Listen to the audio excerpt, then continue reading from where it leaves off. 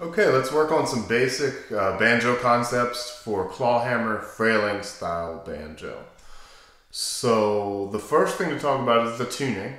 For these lessons, I am in C tuning, double C tuning.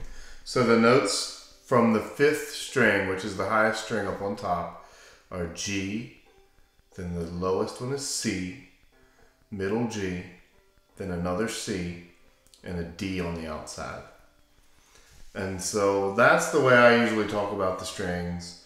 And again, just to refresh on the banjo, if you haven't seen any other lessons and you're just starting out, the lowest string is the one next to the top. So the lowest one in pitch is the C string. The highest one is the one on top here, that's the 5th string, that goes only to this extra peg. So there are a few conceptual things that are a little tricky to grasp right away, and that's the low to high. So going low to high on the strings, it's C, G, C, D, and G on top. And then on the fingerboard, on the fretboard, going low to high towards the body of the instrument is higher, towards the fingerboard is lower.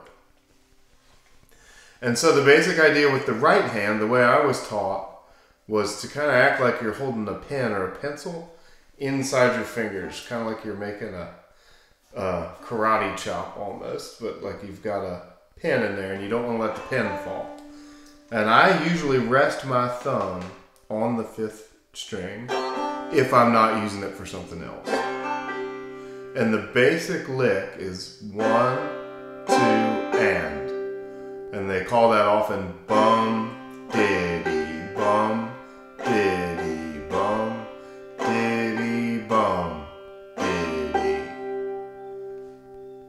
And so there's space between the 1 and 2. There's another and that you're actually not playing.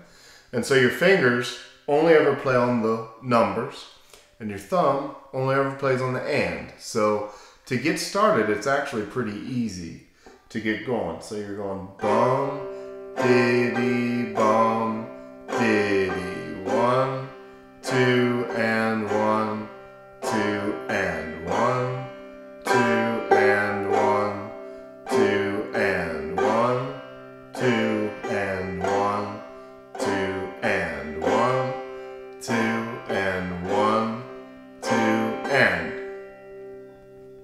And so for right now, I'm using my first finger on my right hand, and I'm hitting pretty much all the strings each time I'm hitting.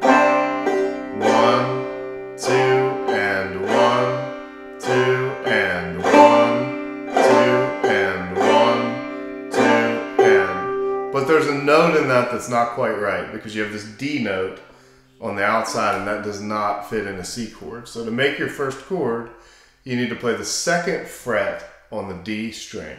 And that gives you that nice full C chord.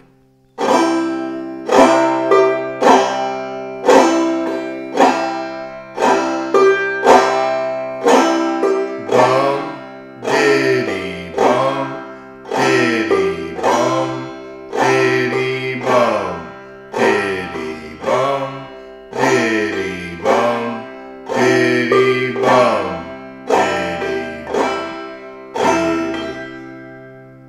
And that's pretty much all there is to it right off the bat. You know, it can get as complex as you want to make it.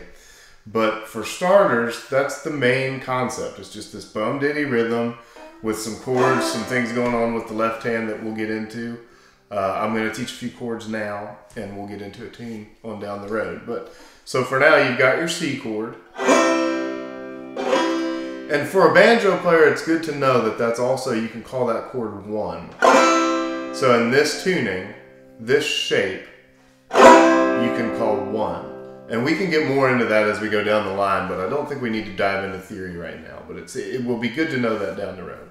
So we'll call this C or 1. And I use my 2nd finger to make that chord. So 2nd finger, 2nd fret, D string. And then the next chord is an F chord, or a 4 chord. And that chord, I use my 1st finger, 2nd fret, of the G string, skip a string, third finger, third fret of the D. So I've got the C is open, the G I have the second fret down, the next C I skip, and I have my third finger at the third fret of the D. And that makes an F chord or a 4 chord.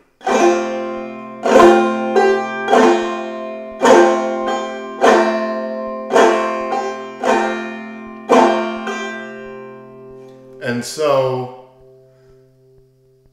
in practice, you can go ahead and start to switch between those chords. C, bum,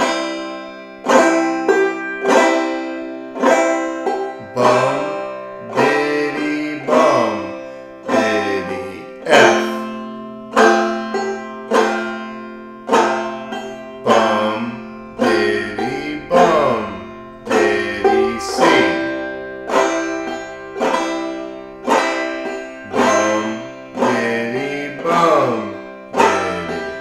But then we're going to be looking for one more chord, and that chord that we need is the G, or the 5 chord.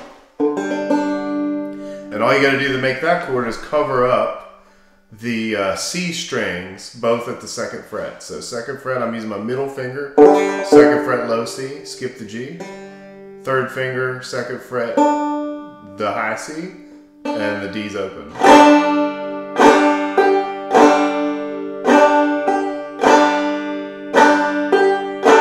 And that's your G, or your 5 chord.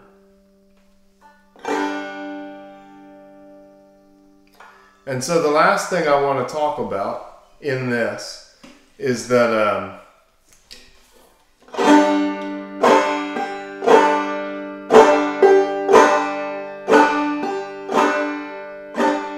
bum, diddy, bum, diddy.